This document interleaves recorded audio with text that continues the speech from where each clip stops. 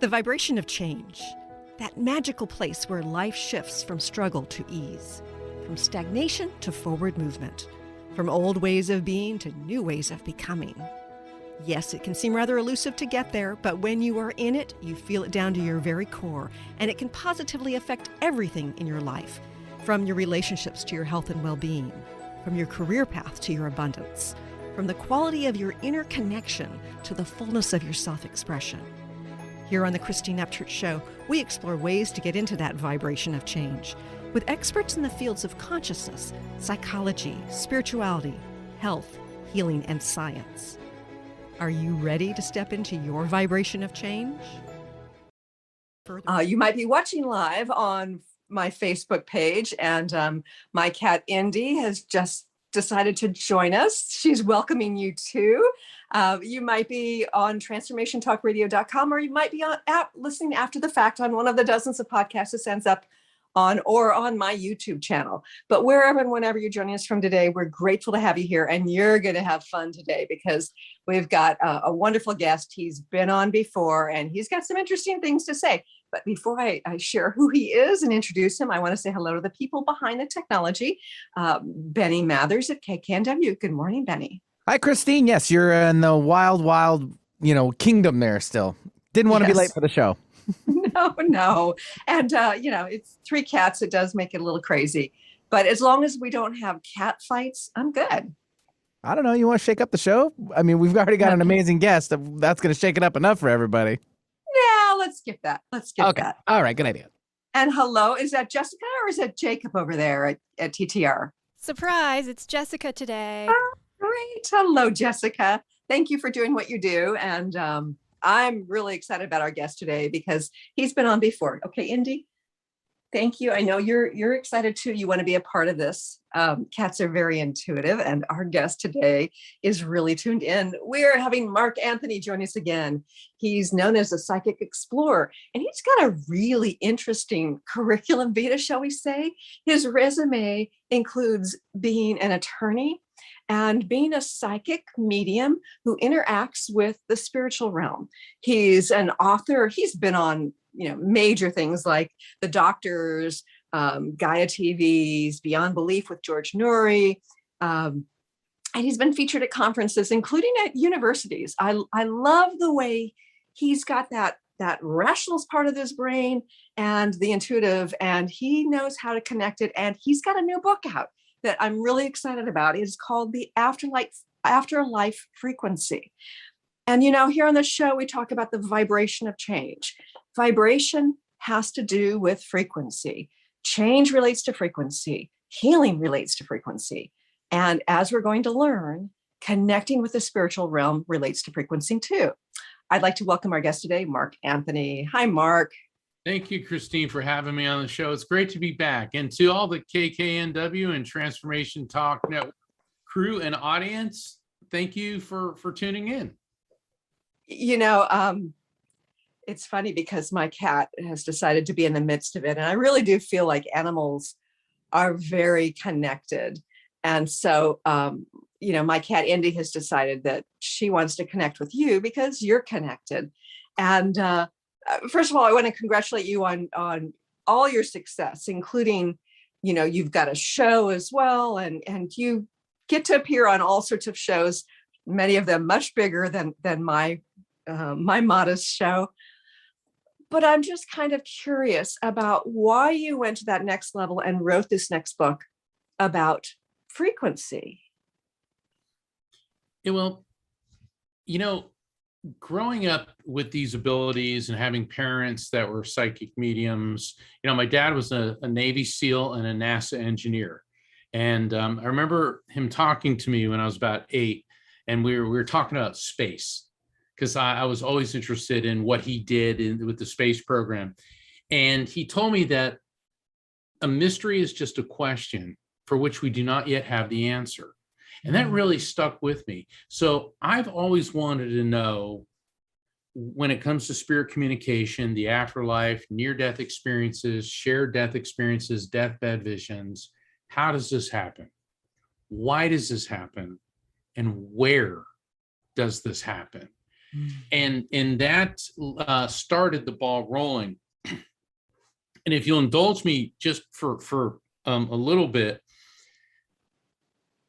years ago, the best friend that I ever had, Billy, we met when we were 11 years old, went to junior high, high school, college. After high school, I went to after college, I went to law school. Then he went to Asia and he learned to speak Japanese, Cantonese, Thai, and Indonesian. And so he was teaching executives in Japan how to speak English, conversational English. And I went to Asia. I took about a month and a half off, much to the chagrin of my law firm and my law partners. Okay. And so we traveled throughout Asia. And since the time we were in high school, Billy and I had this ongoing debate. He was an atheist and I obviously am not. And he'd always say, I don't understand how you do the psychic thing. He goes, the communicating with spirits. And because like every Buddhist temple that we were at in Asia, I wanted to talk to the monks and we'd get into these discussions. And he said, Mark, there's no technology, there's no science that can prove this. So I'm still skeptical about it. Well, one of the great honors of my life, Christine, is when he and his fiance asked me to perform their wedding ceremony because I was a notary. And it's like, and I'll never forget that. I'm standing there and there's Billy and Yuki. She was from Japan. They're standing in front of me and everybody that mattered to me was there. My parents, his parents, all of our friends from college and high school. It was just amazing. It was one of those shining moments that, when it's happening, it's good. But when you look back on it, you realize it was great, beyond great. Well, unfortunately, 2 years after that, he succumbed to suicide. And there's a lot of reasons. And, I want to, respect his privacy. And needless to say, I was devastated. And about a year after that, my first book was released, Never Letting Go. And I was on a nationwide book tour, which included an event at a paranormal conference at the Stanley Hotel in Estes Park, Colorado. And it's a beautiful, beautiful hotel. So it's like the old West Colorado elegance, And I had just given my presentation. And so then I'm down in the conference room, and it's a big conference hall, big conference hall. And there was a lot of guys and women there from TV, a lot of the paranormal investigators, and everybody at a table. So I'm signing books, and my manager Rocky was with me. And then she decided to walk around and check out some of the other displays. And so she's walking by this table that has all this paranormal investigation equipment. And there's a guy named Chris. He's manning this one table, and she's walking by it. And out of this machine, it's called a spirit box. And what a spirit box does is it scans EM frequencies, electromagnetic frequencies, with the objective of tuning into spirits. She's walking by it and she hears, "Get Mark." And she stops and she looks at this thing. And Chris said, "Did that just say?" And before they could react, it says, "Get Mark." And so I hear them screaming, "Mark, get over here, get over here." And I'm looking and I'm like, what are they? So I get up and I go over and this crowd's forming there. And as I walked up and before I could say anything, out of the spirit box comes, "Dude." And I knew the voice. And Rocky looked at me, tears were in her eyes. She goes, "Mark, that's Billy's voice." And then I hear, "Love you, bro," come out of it, and static fills it, and tears are just streaming down my eyes. I'm like, "Oh my God." And the investigator's like, "Whoa." He goes, "This is really unusual. Not only did it say 'Get Mark,' but both of you recognized the voice." And the thing is, Billy and I grew up in Florida on the East Coast in the surfing culture. He always called me dude or bro. In fact, one of the last things I remember him saying to me, I was at the Bangkok International Airport, and I was saying goodbye to him because I was going back to the States. He was going to Singapore, and he hugged me and he goes, "Love you, bro." And, Christine, it got me thinking. And this is what in my new book, The Afterlife Frequency, I talk about spiritual synchronicity. This was more than just him reaching out. And it began to dawn on me that this was a complex series of events, which was engineered, if you will, by a spirit, and not just a spirit, but one that when he was here was an atheist, and one who told me he didn't believe this because there's no technology that can do this. And then what does he do? He comes through to me through this technology. And I love it. Yeah. And so that got Great. me on the road, which led to me writing my new book, The Afterlife Frequency. And for the benefit of the listeners, that story is not in the book. Okay. Because I'm not going to sit here and tell you the stories in the book, because here's why. I take scientific concepts and I explain them in a way that anybody can understand. Because, I mean, who wants to read an algebra or a calculus textbook? Okay, that's just gonna Hey, be. I'm a former math major, so. Okay, well, you're the exception. But still, it's hard. Okay, for people who don't have that level of expertise, it's going to be difficult. But then I illustrate it with stories. And the reason that I didn't put the story in about Billy is because people would be asking me, well, what caused you to write this book? And there it is. Yeah. That's such an amazing story. And I think we live at this this transitional time where science and the more esoteric, the spiritual, and I hate the fact that we separate these things out. Yeah. I personally have issues with the term spirituality or being spiritual in some sense, because it compartmentalizes our reality when in fact we should be embracing all of it as different vibrations, so to speak. But we need to talk about that in those terms, because it does help to identify the higher frequency vibration that we want to talk about. So I think that it's really interesting that there are ways in which scientists are able to measure. And clearly you had this situation with this machine. Yeah. Are there other ways in which scientists are identifying that there does exist this other spiritual realm, and we can indeed talk with our loved ones who've passed over? Well, that's a long story, but I'll give you the condensed version of it. It started with Thomas Edison back in the 1920s, and he was interviewed by several different magazines prior to his passing. And he said, I'm working on a device sensitive enough to tune into discarnate intelligence, meaning spirits. So that got nicknamed by the media the spirit phone.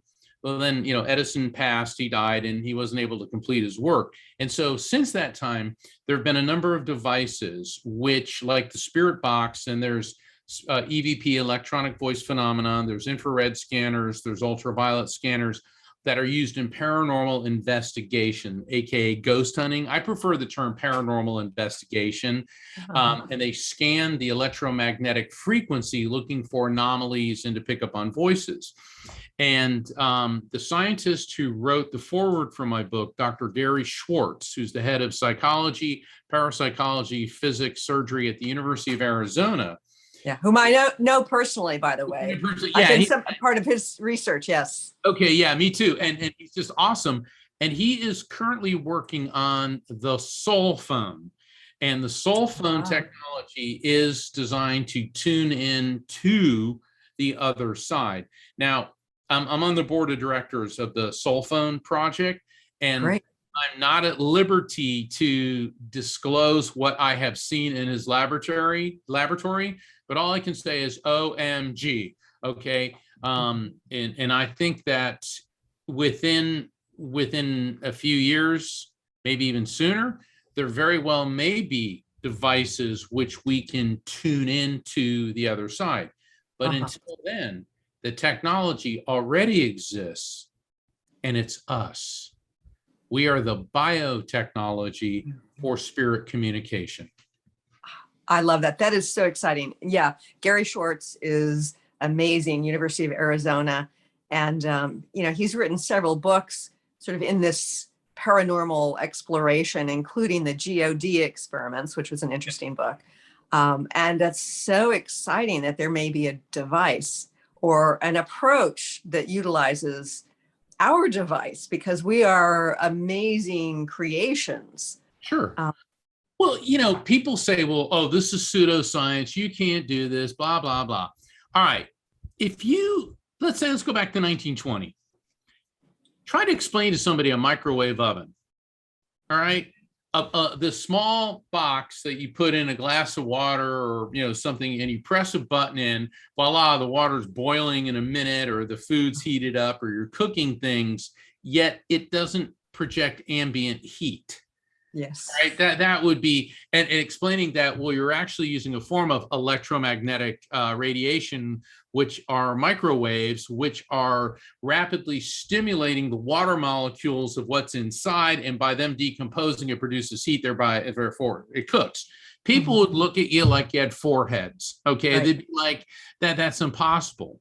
So Not to mention what we're doing right now, that is where we're connecting at a distance, having this conversation, and it's being aired via the internet in many different locations. Yeah, I mean, you and I are talking into computers, which are taking our sound wave energy, converting it into electrical energy, then transmitting it through miles of wires, taking it to an antenna, converting the electrical energy into radio wave energy, which bounces off a series of satellites. Then the radio wave energy is transmitted to a collection point, radio wave being converted back into electrical energy, going through miles of wires, and then converted back into sound wave energies, which then hits somebody's eardrum. Sound wave then turns into mechanical energy, which triggers the stapes bone in the middle ear to strike the eighth cranial nerve, taking that mechanical energy, turning it into an electrical impulse that goes into your brain and says, welcome to the Christine Upchurch Show. Now, all of this happens at the speed of light, because all forms of electromagnetic energy, which are radio waves, microwaves, light, ultraviolet, and that's 186,282 miles per second. And once again, if you try to explain that to somebody, less than a century ago, that was merely science fiction, or best case scenario, pseudoscience. Right. Yet for us, it's a reality. So just because we may not currently have a piece of technology outside of the human body that communicates with spirits, or a more sophisticated kind than like the spirit box and these other forms, doesn't mean it isn't going to happen, because science isn't static. Right. All right. So I know that in your book, you offer step-by-step approach. So before people can get a hold of one of these spirit phones, what advice do you have for us to be connecting with the other realm? Well, I always believe in prayer and meditation. Prayer is when you talk to the divine, to the energy. Meditation is when you listen. Also, meditation is very important for calming the mind. Think of your consciousness as a blackboard, and every thought impulse and all this is something you write on the blackboard. These days, a whiteboard with and you got to erase all of that so you can get to one thought. But we are all receiving messages from spirits all the time. The question is, are we aware of this? And this is one of the lessons in the afterlife frequency, is what I call spiritual situational awareness. When you're raised by a Navy SEAL, okay, be aware. That was Dad's mantra. Be aware. You go outside, be aware. Before you go in the ocean, be aware. And so he really hammered that into me. And situational awareness is used not just by the military, but by police and other first responders. And it's when, whatever situation you're in, pay attention to what's going on all around you. Okay. Especially these days. These days, so many awful things are happening, and I don't necessarily want to get into that. But let's expand this into not just the physical, but being open to messages from spirits. And I was trying to figure out, how do I explain this? And I was working on the book, and I just kept hitting a brick wall, because not everyone's a psychic or a medium, but everyone's capable of a psychic or mediumistic experience. So I hit writer's blocking. Christine, I just couldn't get through it. I mean, it was just, you're a writer, you understand. There's times it just flows, and then there's times it just doesn't. So I decided to go for a walk on the beach to clear my head. And I'm leaving my driveway, and so I get these cold chills and tingles. So I said, okay, that's the spirit. And I do this about face and head in the opposite direction to this bike path. So I'm walking down this bike path, and suddenly I see these two objects shining in the sun. And I walk up to them, and it's a nickel and a penny. And I reach over, and I'm going to go pick it up. And I hear my mom's voice. Both my parents are in spirit, and I hear mom's voice. If they're not heads up, don't touch it. It's bad luck. And I started laughing because my mom's family is of Italian descent, and they have a superstition for all occasions. And, coins being, tails up is one of those. And then I hear dad's voice. It's money, grab it. And I'm laughing. Okay. They're just agreeing in the spiritual realm. I love it. So I'm holding this nickel and this penny in the palm of my hand. I go, 6 cents. And I'll say, oh, wait a second. 6 cents. And then the chills and tingles are intensifying. And I knew they were trying to tell me something. And then I saw in my mind's eye the image of my father standing in the ocean holding this blue canvas raft that he used to have. I'm like, okay, he was a Navy SEAL, a scuba diver, a swimming instructor. What is he? And then it hit me. Recognize, accept, feel, trust. And I go, oh my God, that's what they're trying to tell me. And so I ran back to the house, and the words just flew out of my hands. And they helped me or guided me, helped me to develop a 4-step process to help people recognize the presence of spirits, accept that contact is real, feel it without overthinking it, and then trust in the truth and veracity of the message. And that's the raft technique, I love it. And it was like, wow. And the raft technique was an example of raft, because I got guided there. I recognized the sign. I accepted they're trying to tell me something. I felt the message, and then I trusted it. And I want to say something about trusting messages from spirits. A lot of people these days, there's all this conspiracy theory craziness going around on the internet. And there's so-called shamans that say, oh, I'm receiving messages to start an insurrection, or, people in different religions thinking that you should blow things up in the name of, their version of God. Those have nothing to do with spirituality. Those are merely the ego of a narcissistic sociopath. And ego is edging God out, because true messages from spirits, from the divine, are never about anger, bigotry, hatred, or violence. That's an extension of the human ego. True messages from the divine are about love, healing, peace, and resolution. And that's how you know the difference. And that's how you know when to trust the message. And one of the things I've found, Mark, too, is when I'm getting guidance about something, even if it's guidance to avoid doing something, or, guidance about something that I should, I guess in the 3D realm, you think be fearful about. It's just so neutral. It's absolutely neutral, not like there's good or bad, or, it's just kind of like, there it is. And it's for me to sort of process and interpret, as opposed to this, big emotional kind of download. I think that's part of it. It can be an emotional download if it's a message of love. Let's say that with the raft technique, that you're grieving a loved one, and that you're not necessarily a psychic or medium, but all of a sudden you feel compelled to turn on the radio in your car when you're driving, and then you hear that song that makes you think of that person, and it touches your heartstrings. Okay, there's the raft technique again. You recognize that a spirit was prompting you to do this. You accepted it as real. You're feeling it. And then you're trusting that it's a message of love. Now, where people go wrong is in the third step, the feeling. Well, maybe that was just a coincidence. Let me start cross-examining it away and picking at it.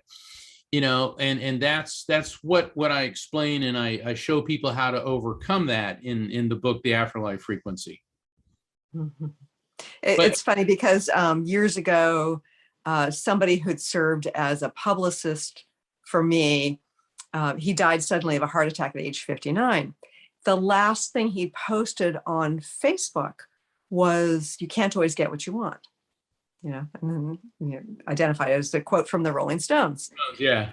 So I was driving down to his memorial service from the Seattle area down to Portland, and I heard that song on the radio twice.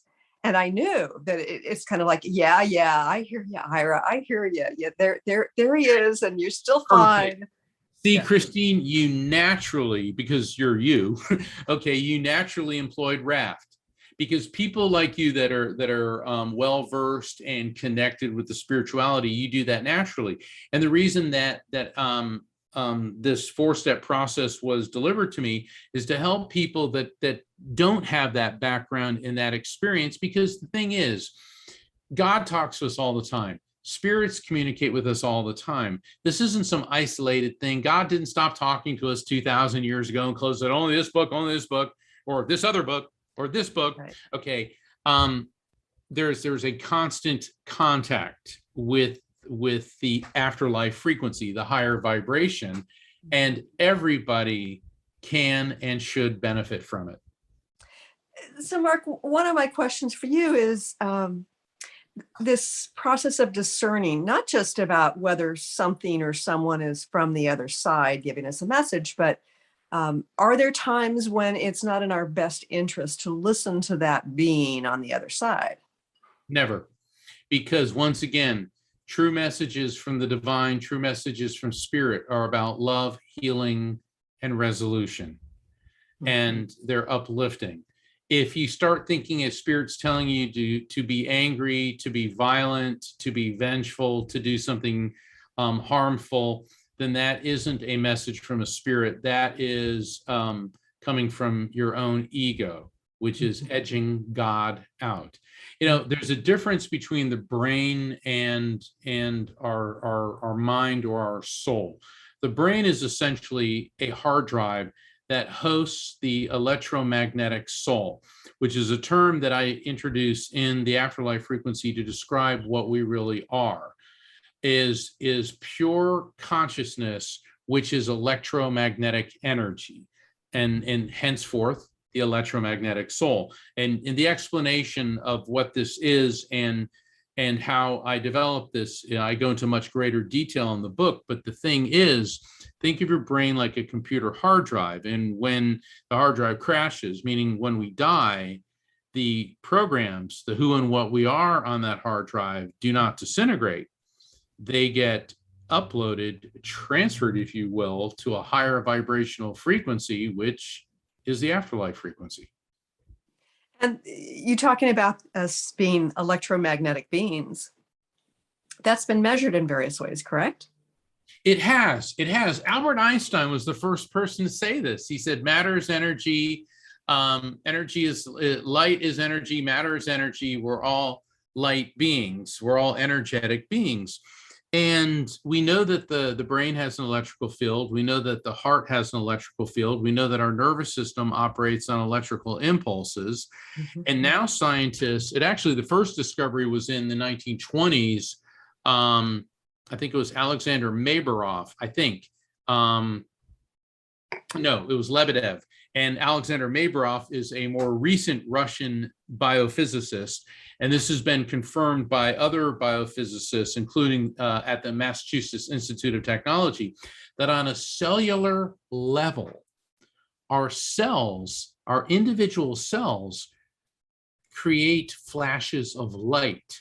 Now, this is not something visible to the human eye. This is not bioluminescence like a firefly. And MIT put out a paper that said it appears that these flashes of light are for inter and intracellular communication. In other words, our body communicates with itself using light, which means it moves at light speed. And to me, this is very exciting. It also ties into what Albert Einstein was saying, how we are all light beings. And also, light is the only form of electromagnetic energy visible to the human eye. And all the great spiritual teachers from, the sages of ancient India, through Buddha, through Moses, through Jesus, through Muhammad, through Gandhi, you can go all over the world, every religion, Native Americanism, all of them. How do they describe the divine? As light. Yes. People have near-death experiences, talk about going into the light. And to me, it is so enlightening to realize that the same light, the way we perceive the spiritual energy of the divine, is the same light that is being created within us on a cellular level. That's fascinating. And I think about the studies that have shown the magnetism as well, regarding each cell having this toroidal flow, and how we as human bodies have this toroidal flow, and the earth itself has this energetic magnetic flow that's in the pattern of a torus. So there's the magnetic part. Oh, absolutely. It's interesting. We all, Elon Musk, he wants to go to Mars and all that. And hey, look, I'm a space guy. Okay, I'm all for it. And Mars doesn't have a magnetic field. Oh, interesting. Isn't that interesting? I was shocked when I read that. Now, maybe I'm wrong, and I'm sure somebody would point out if I am, but I'm pretty certain, based on everything I've read, that we have a magnetic North Pole and a magnetic South Pole, yet Mars doesn't. And out of all the planets that we can tell in our solar system, the one that's the most like Earth would be Mars. It's roughly the same size. It sort of kind of has an atmosphere. It's funny. I saw, was it Sir David Attenborough, the conservationist, the environmentalist, such a great guy. He goes, and he's so British. And he goes, why would you possibly want to go live on Mars? He goes, can you think of a better place to live than Earth? And he had a really good point. He goes, and that's why we really need to take care of this planet, because it's so fragile. I'm once again, I'm all for space travel and the technology, but we have been given a very fragile place to live. And it just so happens to have an electromagnetic field, an atmosphere, and the ability to repel harmful forms of EM radiation that would kill us. So, thinking in terms of the fragility of our planet, and how we are undergoing what I believe is a huge transformation on our planet, has it shifted anything about the connection with the spiritual realm and the information, and maybe even the amount of information coming from the other side? I don't know if it's shifted. I think there is a greater awareness now of this. Now, people have been spiritually oriented since the dawn of recorded history. And that's why humans have created religions as a means of interpreting the interface. Religions are a means of an interface with this divine. And I think that there's a much greater understanding now. And of course, there's always going to be the skeptics and the naysayers and the people who don't believe this, and then the religious extremists who say it's my way or the hell highway. Right. But I think that awareness is increasing, and I certainly hope that this is going to be positive, because Christine, throughout my life, I had the benefit of meeting Neil Armstrong. I've met Buzz Aldrin, the first two humans to step foot on the moon. I met John Glenn. I met Mike Foreman, and I actually met a politician, Bill Nelson, who was on one of the space shuttles and now is the head of NASA. And it was great because I was able to, talk to them all briefly. John Glenn, I talked to for quite some time. Then that was something I'll always treasure. And they all said pretty much the same thing. When you're looking down from space at the Earth, and you see how incredibly beautiful it is and how alive it is, and you can almost feel, they said, like, you can feel the pulse of the energy. And then you also see how fragile it is. Mm. You know, it was just overwhelming to hear that. Yeah.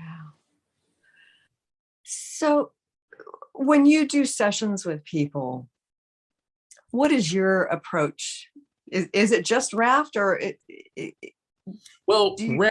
raft is a technique to use not just for encountering or having a spiritual contact, whether it's in a dream or you feel somebody around. It's also how to help interpret contact through a medium. If you've had a near-death experience, it helps you to put it in order and understand it.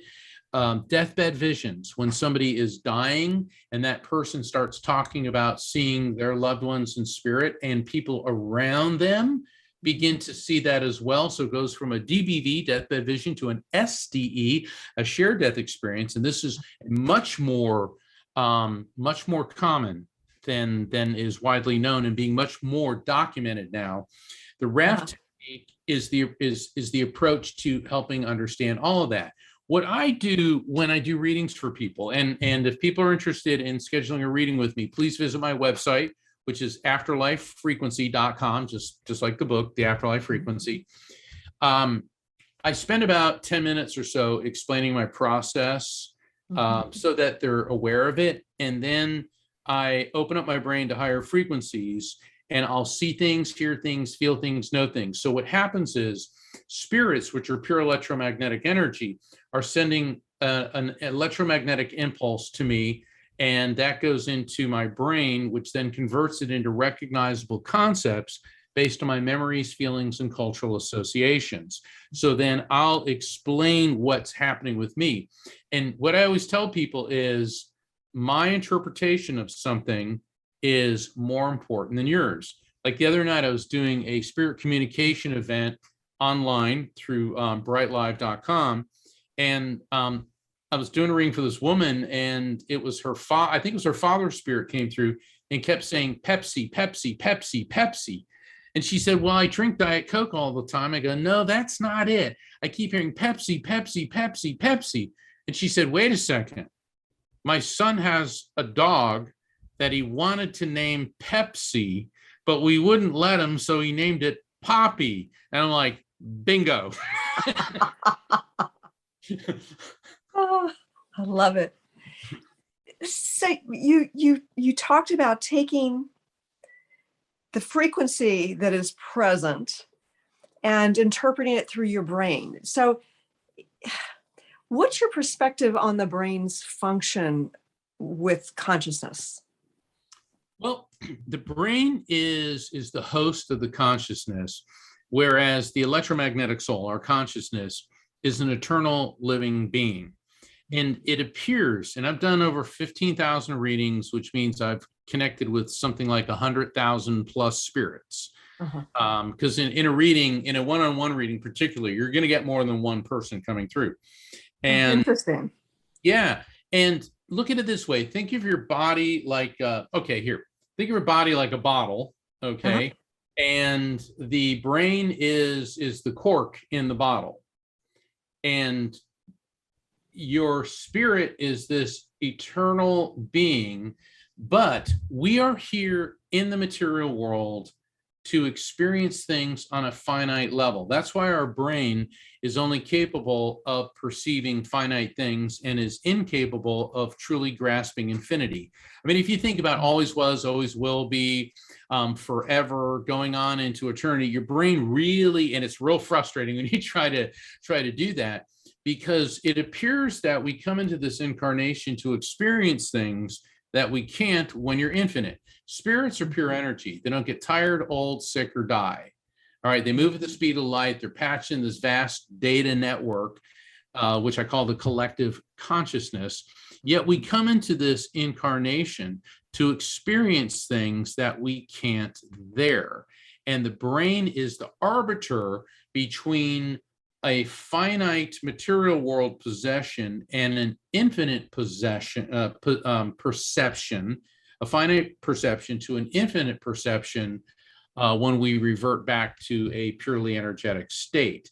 So why do we come into this world to experience suffering and loss? I mean, it's really difficult, if not impossible, to explain to the parents of a child who's passed that, oh, this is part of what you're supposed to experience here.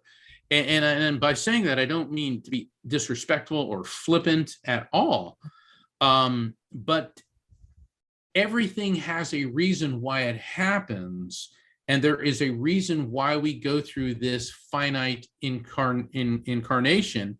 And the brain is the key to that. Yeah. Okay, so you mentioned collective consciousness. And I think that from my perception, I'm going to be curious about your perspective too, but from my perception, we're getting more and more tied into the collective consciousness. Yes. And that some of us who are sensitive are being asked to help process some things within the collective consciousness. As a psychic and medium, how do you decipher what's yours, what's just, a specific message from the spiritual realm, and when you're tapping into this collective consciousness? Collective consciousness communication is one of the chapters in the Afterlife frequency. And I started using the term collective consciousness in my last book, Evidence of Eternity, but I expand upon it here. Think of your soul, your EMS, your electromagnetic soul, as a drop of water. And so when we die, that drop of water plunges into this eternal sea of souls, aka the collective consciousness. But you maintain your individuality. So your electromagnetic soul is connected to other EMSs, connected to other EMSs. So now you're part of this infinite database. And collective consciousness communication, it comes in many different ways. So I've been at several events, or maybe, online as well as in person. And all of a sudden, I'll say, okay, I'm feeling a young male who died from blunt force trauma to the head. This indicates that he died by suicide. Like 6 or 7 hands go up, and I get a collective of spirits coming through. Because what happens with collective consciousness communication is there's a commonality between the spirits and or a commonality between the recipients of the message. Mm-hmm. And then they'll pair on, like, I'll be drawn to one person and it narrows down, the spirit narrows it down to that person. Then we arc over to another one, and they may have died in different manners, okay? Different forms of suicide, but the messages are all very relevant and specific to the intended recipients.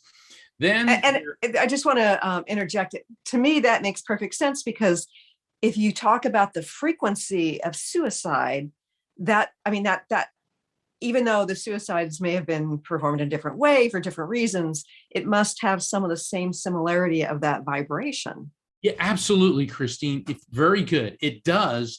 And the people that are receiving the messages need to hear, first off, the collective consciousness message, and then the individualized messages, which will bring forth facts and data to guarantee that, yes, this is, my son, my brother, whoever that it was.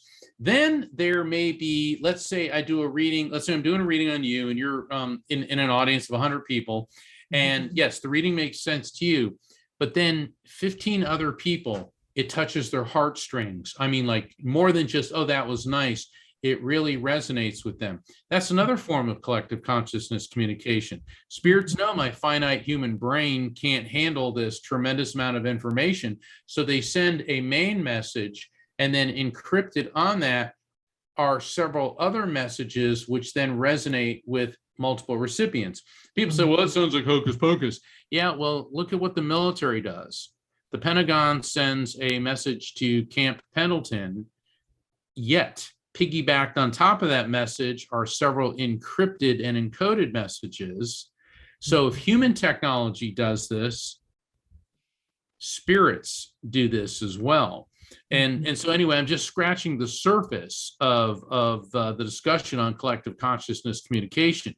Also, there is a vast wisdom where they can bring through medical information, healing information. Edgar Casey, I'm sure a lot of your listeners know who he was, but for those who don't, he was a very famous medium who died back in the 1940s. And there's the Edgar Cayce Association for Research and Enlightenment. And there's several branches all over the country, the main one being in Virginia Beach, in Virginia. And people may recognize it just the abbreviation ARE. Yeah, the ARE. Yeah, in our field, Christine, there's so many acronyms. We got the ARE, we got the EMS, we got the INDS, ION. But the thing is, he referred to what I call the collective consciousness as the universal mind. And I've researched Cayce enough, and I was like, oh, because I came up with the term and I was reading him as they were talking about the same thing. That's where he got his medical cures. Healing is a gift from the divine. Mm-hmm. And it's really fascinating when I'm doing a reading for somebody and this very complex medical information comes through. Now, I have a basic understanding of anatomy and physiology because I work as an attorney and I also did personal injury cases. But when spirits start transmitting information to me about genetic anomalies that I know nothing about, and then the recipient's like, oh my God, that runs in our family, or they contact me like a month or two later and say, we weren't sure. And then we went to the doctor and we tested positive for this. We know that is what's coming from the collective consciousness, because healing is a gift from the divine. Mm-hmm. I just want to circle back for a minute. When you were talking about doing presentations, doing readings in front of a group, and how it will resonate with more than one person, even if the message is from one spirit that's connected to that one person. That also makes sense to me based on what you're saying in your book and what you're saying in this discussion, that it's all about frequency.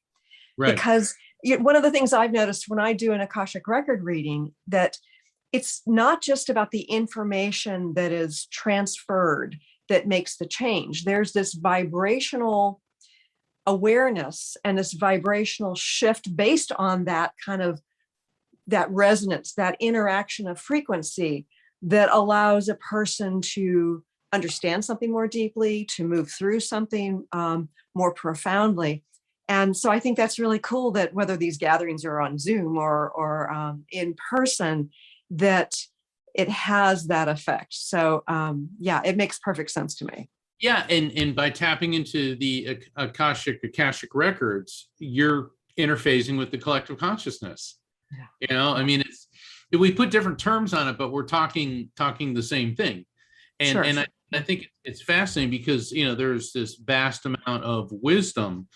And if you look at it, the great healers, Jesus, the saints, and saints are not just limited to Christianity. The Hindus and the Buddhists also have people that they venerate as saints, and healing tends to be a component of the work of these people.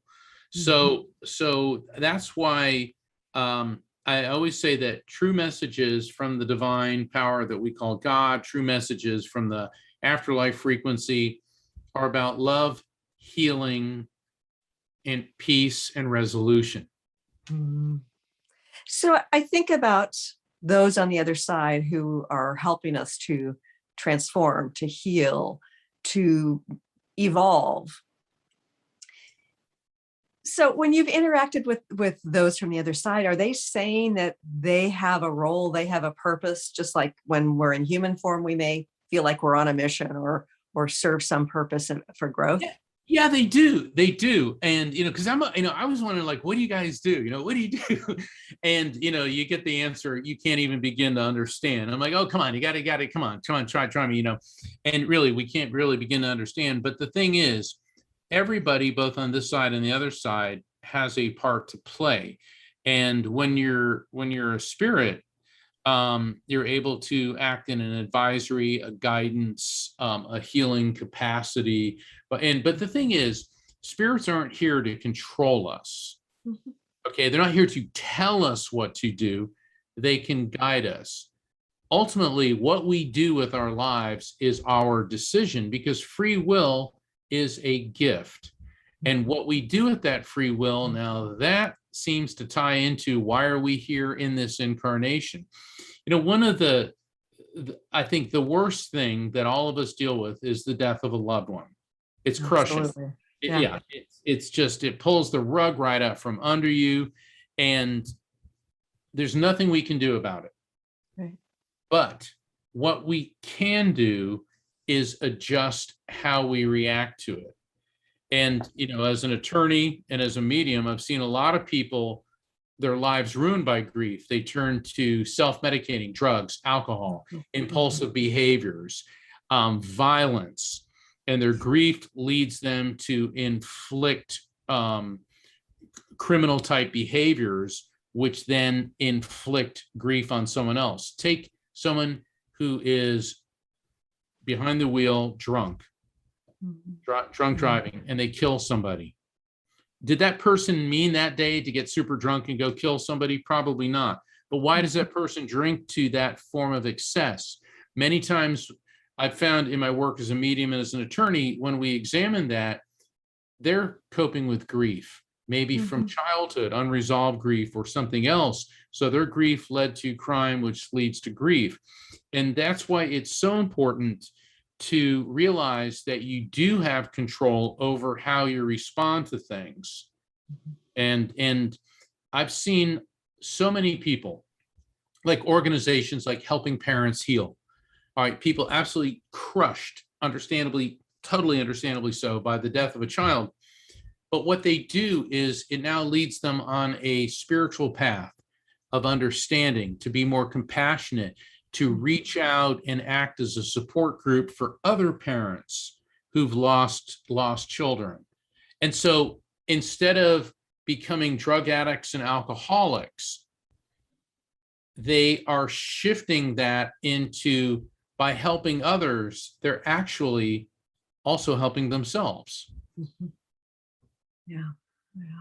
I can't think of anything worse than losing a child, and I'm sure you've interacted with plenty of people who have lost a child. They're according to grief experts, there is no pain greater than the loss of a child, because when you lose a child, it upsets the natural order of things. We're supposed to die first, not our child, and you lose your future. It's just crushing. So, my heart goes out. That's one of the reasons that I work with Helping Parents Heal, that I do spirit communication events with them, because that's how I can help. Yeah. Oh, Mark, there's so many more things I want to ask you. And again, I want to mention your book, The Afterlife Frequency, because you're such a great communicator. You've had so many interesting experiences to not only, like, it's not just the science of this is how we've got evidence that this really is true, but the examples, the stories touch people on a deep level to open them up to hope, not only hope that there is this other side and that they'll see their loved ones again, but that there's this possibility of communicating with their loved ones, communicating and being open to a new stage of interacting with their loved ones. In maybe 2 minutes or less, do you have a final message for our listeners and viewers? I do. The message that has been conveyed to me is that my role is to help people understand that the divine power we call God exists, that the afterlife, heaven, the other side, nirvana, whatever you want to call it, exists, that our electromagnetic soul is an eternal living being, that we can communicate with electromagnetic souls, and that we will be reunited with our loved ones in the light when it is our appointed time to leave this material world. So, given what you do you feel like you are helping to alleviate people's fear of death? I think that that's extremely important, because the fear of death is that somebody that we loved so much disintegrated into nothingness. And I can tell you without any doubt or hesitation, that is absolutely not true. Mhm. Yeah, yeah. This is fascinating. Again, share with our listeners and viewers how they can connect with you. Please visit my website, afterlifefrequency.com. Please sign up for my newsletter. You can find out about scheduling a reading with me. And also, you can order my book, The Afterlife Frequency. There's also a grief management section. It's a free resource for people who are coping with loss. And all of that you can find at afterlifefrequency.com. That's great. Thank you, Mark. It's been great to get to see you and talk to you again. And congratulations on your new book, which I think is officially coming out on the 12th. Is that right? Or we're past it? It is. It's officially coming out on the 12th, but the reports I've been getting from Amazon, it's already hit #1 on a couple different of their bestseller lists. So all I can say to everybody is thank you. I'm very humbled. I'm very honored. And Christine, thank you so much for having me on your show. And I want to thank all the KKNW listeners and all the Transformation Network listeners. Thank you, and God bless you. Yeah. And thank you, Mark. And thank you, listeners and viewers. Look forward to talking to you again soon. Thanks so much for tuning in today. If you'd like to empower yourself to step further into your vibration of change, please visit my website at christineupchurch.com, where you can learn more about my insights, upcoming events, and private sessions.